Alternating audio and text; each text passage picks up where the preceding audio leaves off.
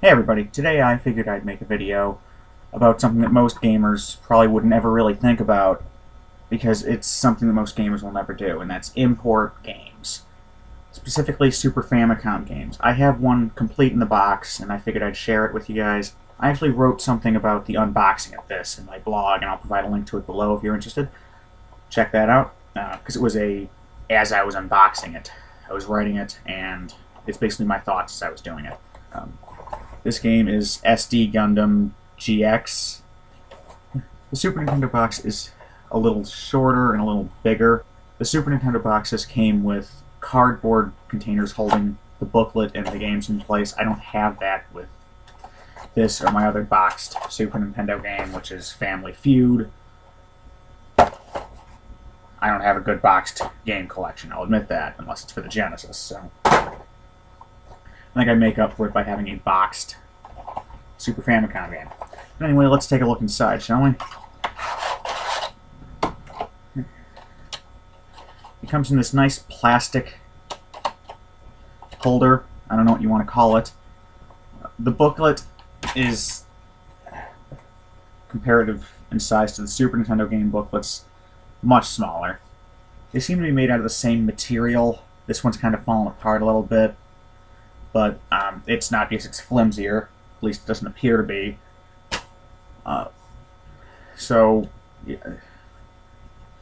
And of course, everything is written in Japanese, so I can't read a damn thing in it. You know, which isn't a problem.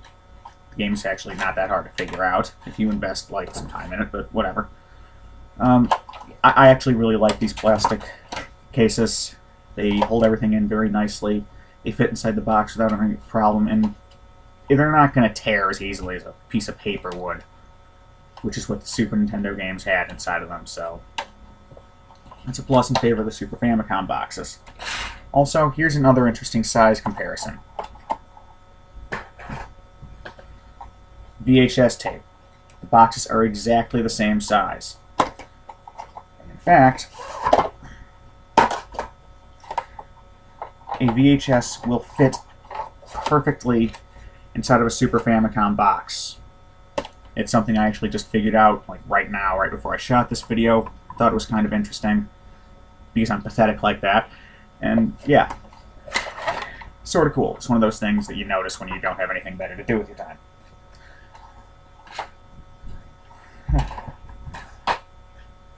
Now, a quick comparison of the cartridges. I have two Super Famicom games at present. I have a third one in the mail coming to me.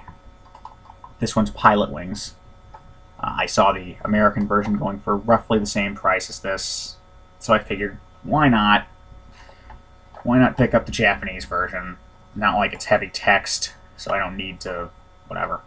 Anyway, they both rattle a little bit. I don't know if that was the case with them originally, but they do now, and both of the ones I've seen and held in my hands have rattled. So I'm thinking they were not designed as well. Very few of my Super Nintendo games rattle. But since I've only ever held two Super Famicom games in my hands, I'm willing to guess that it might be just those two games. Besides, they work perfectly. Now let's look at how they fit into a Model 1 Super Nintendo. I would like to see how they fit into a Model 2, but I don't have a Model 2, nor do I have $80 to buy a Model 2. So, let's put it in. Notice there's a lot of, like, extra space here. It's because the cartridges are ever so slightly smaller than the Super Nintendo ones.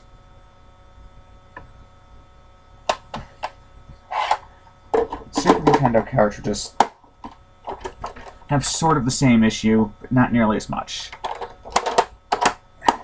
I'm sure a few of you out there are asking, how do you get a Super Nintendo to play Super Famicom games? Wouldn't you need to go out and buy a Super Famicom? No. You need to modify your Super Nintendo. How do you do that? Well, it's really one of the easiest things I've ever done to a game console. You notice these two little indentations here on both sides of the Super Nintendo game? Notice how the Super Famicom game does not have those. There are two slots, there are two little pieces of plastic inside of your Super Nintendo's cartridge slot that these are meant to fit around. Those pieces of plastic are not connected to anything important, and in fact are not even necessary. They're only there to keep Super Famicom games out of your Super Nintendo. And given that it is the year 2013 when I'm making this, I did not void my warranty for this by tearing those two pieces of plastic out, because the warranty probably expired sometime around 1997. Now, how do you get those two tabs out? Well, you grab some pliers, you put the pliers onto it, and you just tear them out like a demented dentist pulling teeth. You will think you're breaking your Super Nintendo the first time you do it. You're not. Then you just upend your Super Nintendo, shake out the pieces of plastic, and then you're good to go. It's actually a very quick modification to do. The first time it took me about 10 minutes because I wasn't using particularly good pliers, but, you know, if you get a decent pair of pliers, you'll probably be able to do it in probably under 5 minutes. Also, it's a very good stress reliever after playing a particularly frustrating game on this thing.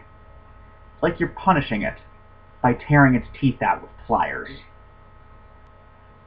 Now, if you're not going to play Super Famicom games on it or ever import any, then sure, understandable, you don't need to do it. But if you think there's ever any chance of doing that, why not, you know? So, that is, I guess, what you would call the inner workings of a Super Famicom box.